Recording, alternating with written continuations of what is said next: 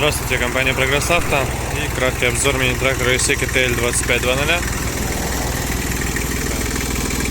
Хорошей мощности Исечка, трехцилиндровая с резой к нам приехала. Начнем, как обычно, покажу шины. По передним шинам износ небольшой, но тем не менее есть, к сожалению. Задние шины в гораздо более хорошем состоянии по части износа, но есть на них расплески, они небольшие. Я думаю, их видно здесь. Трехточное навесное устройство у нас на данном тракторе. По низу зацеп под фрезу, под фаркоп, соответственно, можно палец вставить и серьгу любую к нему зацепить.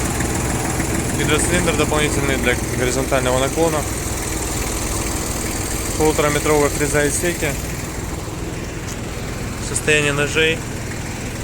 Износ очень небольшой.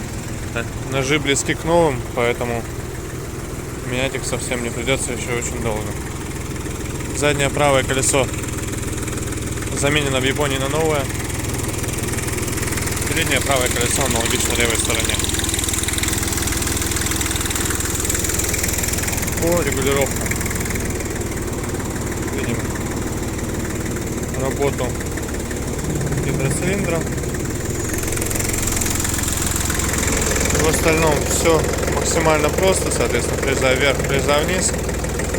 Все это функционирует, естественно. Вал сбора мощности у нас здесь 4 передачи. Они справа, снизу, слева, снизу под ногой водителя. Справа, снизу только блокировка заднего моста. Там же у нас слева раздаточки, поэтому все, в принципе, так и расположено. Коробка переключения передач находится по центру на туннеле. Наработка остановилась на 654 моточасах.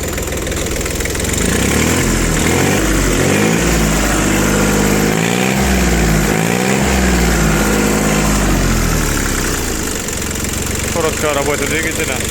Думаю, что здесь видно. Мотор отзывается на газ очень хорошо. Дополнительных никаких выбросов, выхлоп не производит. Работает он очень и очень прилично. Такой тракторочек, напомню, Исеки TL2500, компании Прогресс Авто, для регулировки, 1,5-метровая фреза и полный привод с хорошей мощностью. Приезжайте, всего доброго.